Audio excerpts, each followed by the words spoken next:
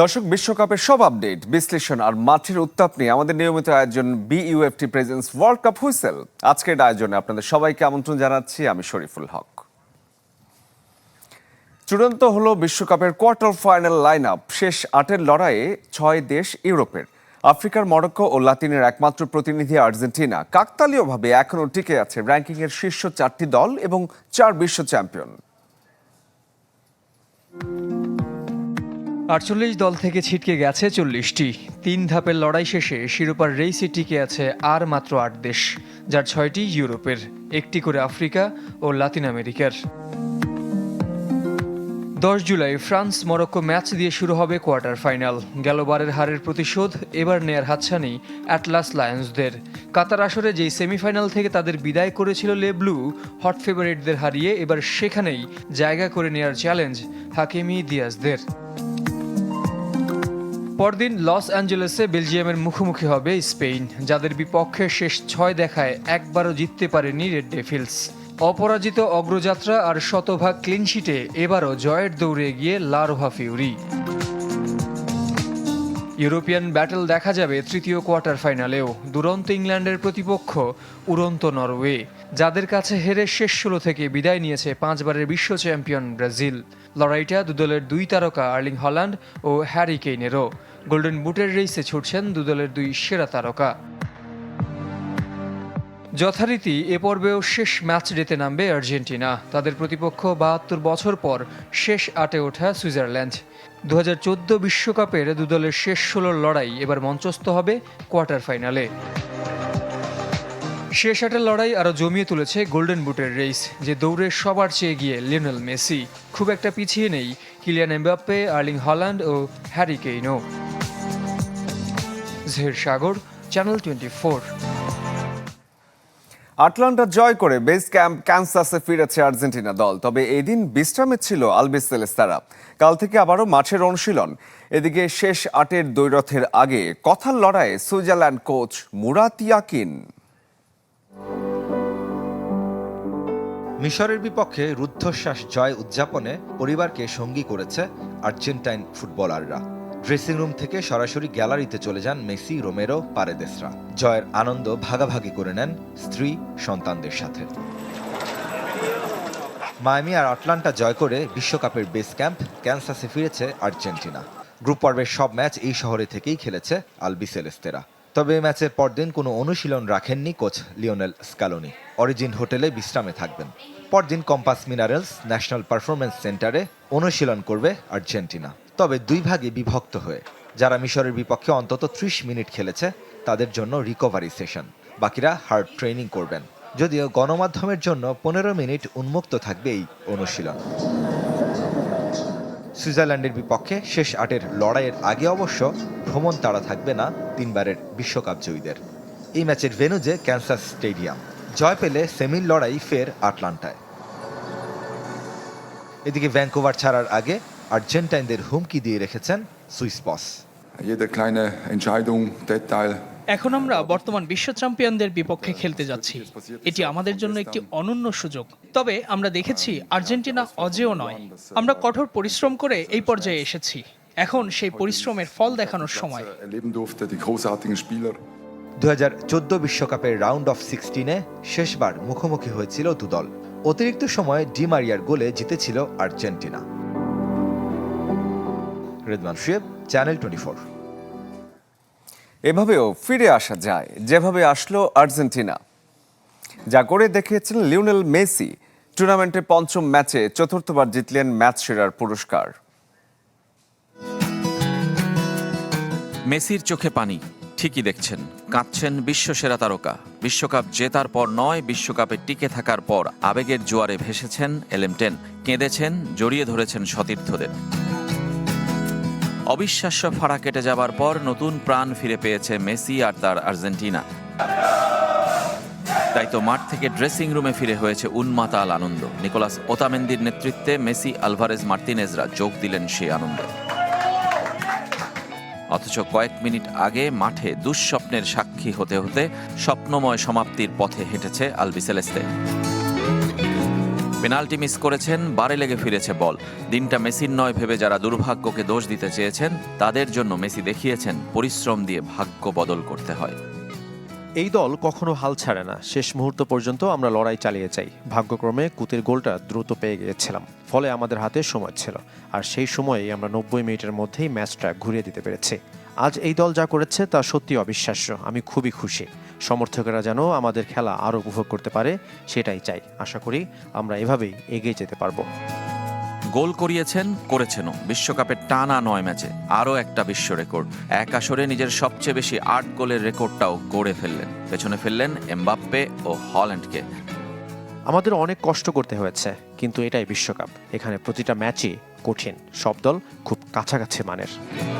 আবার এক বিশ্বকাপে 2 পেনাল্টি মিসের রেকর্ডটাও লা পুলগার দখলে, যে রেকর্ড ভুলতে চাইবেন তিনি, কিন্তু মেসিকে ভোলা যাবে না। রেজওয়ানুজ্জামান, চ্যানেল 24, আটলান্টা, যুক্তরাষ্ট্র। আমাদের সঙ্গে অন্যায় হয়েছে। আর্জেন্টিনা ও লিওনেল মেসিকে টুর্নামেন্টে রাখার জন্যই এমনটা করেছে ফিফা ও রেফারি। ম্যাচ শেষে এমন বিস্ফোরক মন্তব্য করেছেন মিশরের কোচ হোসাম হাসান, আর রেফারিকে জালিম আখ্যা দিয়েছেন ফুটবলার মোস্তফা জিকো। ম্যাচ শেষে দুদেশের ফুটবলারদের চোখই অশ্রুসিক্ত। কারো নয়ন ভিজেছে আনন্দে, আবার কারো পরাজয়ের গ্লানিতে। তবে সেখানে আছে একরাশ চাপা কান্না, আছে ন্যায্যতার দাবি। হারের কারণ হিসেবে ফরাসি রেফারির দায় দেখছেন মিশরীয় ফুটবলার মোস্তফা জিকো। তাই তো ম্যাচ শেষে সব ক্ষোভ উগরে দিলেন, আর আগে থেকেই আর্জেন্টিনাকে বিশ্বকাপ জয়ের জন্য শুভেচ্ছা জানিয়েছেন। রেফারি ছিল অন্যায্য। ম্যাচের শুরু থেকেই তিনি আমাদের উপর অন্যায় করেছেন। তিনি চাননি আমরা ম্যাচ জিতি। আমরা যখন 2-0 গোলে এগিয়ে থেকে ম্যাচ জিতছিলাম, তখন রেফারি বারবার আমাদের উপর চড়াও হচ্ছিলেন। আল্লাহ আমাদের জন্য যথেষ্ট, তিনি সর্বোত্তম অভিভাবক। আর্জেন্টিনাকে আরও একটি বিশ্বকাপ জয়ের জন্য অভিনন্দন। ফুটবলারদের সাথে সুর মিলিয়েছেন কোচ হোসাম হাসানও। এমন হারের পেছনে ফিফা ও রেফারি তার কাজ করায়। আর্জেন্টিনা ও লিওনেল মেসিকে টুর্নামেন্টে টিকিয়ে রাখার চেষ্টা ছিল, অভিযোগ তার। বিশ্ব চ্যাম্পিয়নদের চেয়ে আমরা ভালো খেলেছি, প্রায় সব দিকেই আমরা এগিয়েছিলাম, কিন্তু মাঠের ভেতরের কিছু সিদ্ধান্ত এবং মাঠের বাইরের কিছু বিষয় ম্যাচের ফলকে প্রভাবিত করেছে। হয়তো তারা চেয়েছিল আর্জেন্টিনা ও মেসিকে টুর্নামেন্টে টিকিয়ে রাখতে।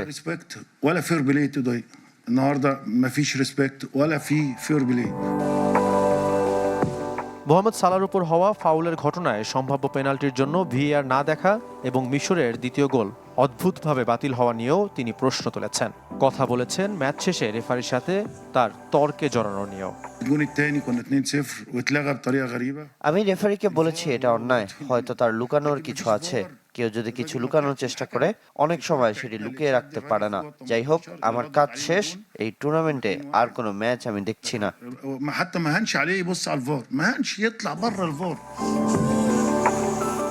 শুধু মিশরীয়রাই না, রেফারির এমন সিদ্ধান্ত মেনে নিতে পারেননি বিবিসির বিখ্যাত সাংবাদিক ডেল জনসন, সাবেক ব্রাজিলিয়ান ফুটবলার রবার্তো কার্লোস ও সাবেক ইংলিশ ফুটবলার অ্যালান শেরার। শাফাত মিদুল, চ্যানেল 24। মোহাম্মদ সালার ফাউল ছিল কি ছিল না তা নিয়ে নয়, মিশরের বাতিল হওয়া গোল নিয়ে চলছে তুমুল বিতর্ক আর তর্ক। দুই ভাগে হয়ে গেছেন সাবেক রেফারি, ফুটবলার এবং বিশ্লেষকরা। তবে অধিকাংশরাই মনে করেন মারওয়ান আত্তিয়া ফাউল করেননি। ভিএআর অযথাই খুঁত ধরছে, যা ধরছে না অন্য কোনো ম্যাচে। আবার কেউ কেউ মনে করেন সঠিক সিদ্ধান্ত নিয়েছে ভিএআর। একটি সিদ্ধান্ত আর সেটি বদলে দিয়েছে পুরো ম্যাচের গল্প। বিশ্বকাপের শেষ 16তে আর্জেন্টিনার বিপক্ষে মিশরের বাতিল হওয়া গোল ঘিরে এখন বিশ্ব ফুটবলে তুমুল বিতর্ক। সাবেক রেফারি, ধারাভাষ্যকার, বিশ্লেষক অনেকেই বলছেন ভিএআর তার নির্ধারিত সীমার বাইরে গিয়ে ম্যাচের ফলাফলে প্রভাব ফেলছে। আবার অন্যদের দাবি সিদ্ধান্তটি ছিল ফুটবলের আইন মেনেই। বিতর্কের শুরু 67 মিনিটে। মারওয়ান আত্তিয়া আর্জেন্টাইন ডিফেন্ডার লিসান্দ্রো মার্তিনেজের কাছ থেকে বল কেড়ে নেন। সে আক্রমণ থেকে জালে বল পাঠান মোস্তফা জিকো। মাঠের রেফারি প্রথমে গোলের স্বীকৃতি দিলেও ভিএআর ফাউল ধরে গোলটি বাতিল করেন। সাবেক premier league referee Graham Scott মনে করেন গোল পোস্ট থেকে প্রায় 100 গজ দূরে ঘটনাটি ছিল স্বাভাবিক শরীরী লড়াই। ভিএআর এর হস্তক্ষেপ করার মতো পরিস্থিতি ছিল না। একই মত সাবেক ফিফা রেফারি মার্ক ক্লাটেনবার্গেরও। তার মতে মাঠের রেফারি যখন ঘটনাটি দেখে খেলা চালিয়ে দিয়েছেন, তখন এটিকে ক্লিয়ার অ্যান্ড অবভিয়াস এরর বলা যায় না, বরং ভিএআর অপ্রয়োজনীয়ভাবে ম্যাচের মধ্যে খুঁত খুঁজেছে। ফক্স স্পোর্টসের বিশ্লেষক ও ইংল্যান্ডের সাবেক গোলরক্ষক রব গ্রিনের মতে রেফারি ঘটনাটিকে দেখেছিলেন এবং খেলা চালিয়ে দিয়েছিলেন, কিন্তু পরে ভিআর এমন একটি ঘটনাকে সামনে এনে মিশরের দারুণ এক পাল্টা আক্রমণের গোল বাতিল করেছে, যা প্রযুক্তির উদ্দেশ্যের সঙ্গেও যায় না। সাবেক লিভারপুল ডিফেন্ডার ও টিভি বিশ্লেষক জেমি ক্যারাঘারও প্রায় একই মন্তব্য করেন। তবে ভিন্ন মত রয়েছে। ফক্স স্পোর্টসের রেফারিং বিশেষজ্ঞ ডক্টর জো মাচনিক বলছেন, নিয়ম অনুযায়ী কোনো ফাউল থেকে শুরু হওয়া আক্রমণেই যদি গোল আসে এবং প্রতিপক্ষ নতুন করে বলের নিয়ন্ত্রণ ফিরে না পায়, তাহলে সেই গোল বাতিল করা যায়। ভিআর এর সিদ্ধান্ত ছিল নিয়মসম্মত। বিবিসি বিশ্লেষক ডেল জনসন মনে করেন, যে কোনো লিগেও ভিআর দেখলে এটা গোলই হবে। তবে দল দুটি উল্টো হলে কি একইভাবে এত খুঁটিয়ে ভিআর রিভিউ হতো, এমন প্রশ্ন তুলেছেন তিনি।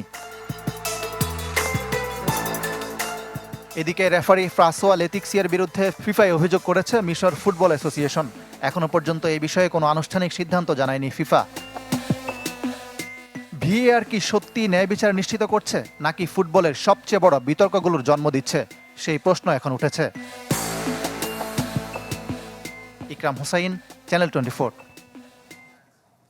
এদিকে কোয়ার্টার ফাইনালে ফ্রান্স মরক্কো ম্যাচের সব রেফারি আর্জেন্টাইন জানিয়ে সামাজিক মাধ্যমে চলছে আলোচনা আর সমালোচনা। যদিও এসব নিয়ে চিন্তিত নয় ফ্রান্স, তাদের ফোকাস ম্যাচের দিকে।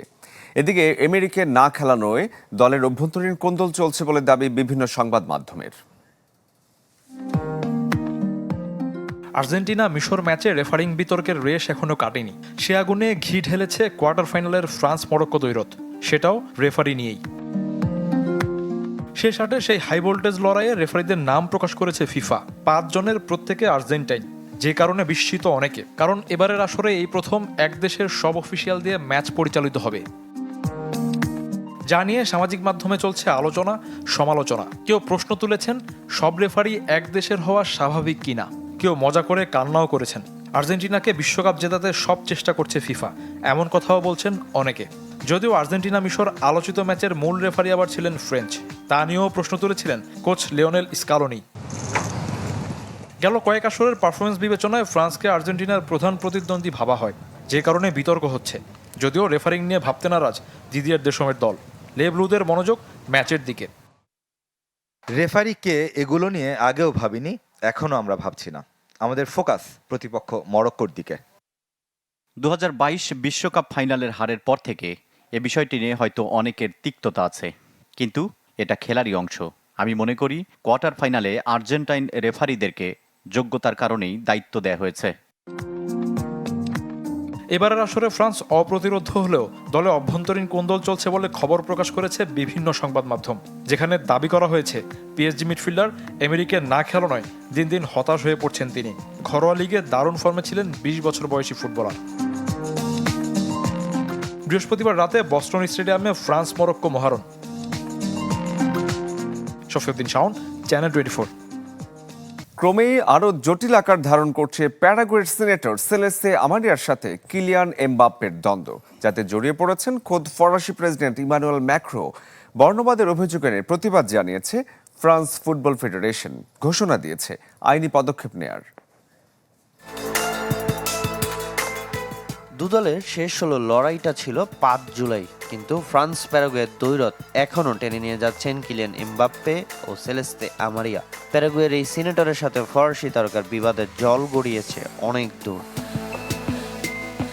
লেব্লুদের কাছে হেরে বিদায়ের পর এমবাপ্পেকে নিয়ে একাধিক তীর্যক মন্তব্য করেন আমারিয়া। এই স্পিড স্টারকে অভিবাসী অহংকারী বলেও দাবি করেছেন তিনি, জানিয়ে শুরু হয় বিতর্ক। সিনেটরের বিরুদ্ধে ব্যক্তিগত আক্রমণ, বর্ণবিদ্বেষ ও অপমানজনক ভাষা ব্যবহারের অভিযোগ তোলেন ফ্রেঞ্চ অধিনায়ক। এই ধরনের মন্তব্য কেবল একজন ব্যক্তিকেই নয়, পুরো একটা দেশ ও খেলাধুলার মানসিকতাকেই ক্ষতিগ্রস্ত করে। বর্ণবাদ ও ঘৃণার বিরুদ্ধে অবস্থান সবসময় কঠোর থাকবে। এমন মানুষদের কখনোই ঘৃণা ছড়ানোর স্বাধীনতা দেওয়া উচিত নয়। শুধু দুজনের মধ্যেই সীমাবদ্ধ থাকেনি সেই বিবাদ, জড়িয়ে পড়ে ফ্রান্স ফুটবল ফেডারেশন, এমনকি স্বয়ং দেশটির প্রেসিডেন্টও। ঘটনার পর আনুষ্ঠানিক বিবৃতি দিয়ে প্রতিবাদ জানিয়েছে এফএফএফ। অগ্রহণযোগ্য ও শাস্তিযোগ্য অপরাধ দাবি করে আইনি পদক্ষেপের ঘোষণাও দিয়েছে তারা। এমবাপ্পের প্রতি সহমর্মিতা প্রকাশ করে ঘটনার তীব্র প্রতিবাদ জানান ফরাসি প্রেসিডেন্ট ইমানুয়েল ম্যাক্রো। একই সুরে সুর মিলিয়েছেন প্যারাগুয়ের ভাইস প্রেসিডেন্ট পেদ্রো আলিয়ানো। এদিকে কোয়ার্টার ফাইনাল সামনে রেখে ডালাসে অনুশীলনে ফিরেছে স্পেন। একই দিন ওয়াশিংটনে গা গরম করেছে প্রতিপক্ষ বেলজিয়াম। 10 জুলাই লস অ্যাঞ্জেলেসের সোফি স্টেডিয়ামে দুই ইউরোপিয়ান পরাশক্তির লড়াই। সামিনিয়া স্যার, চ্যানেল 24।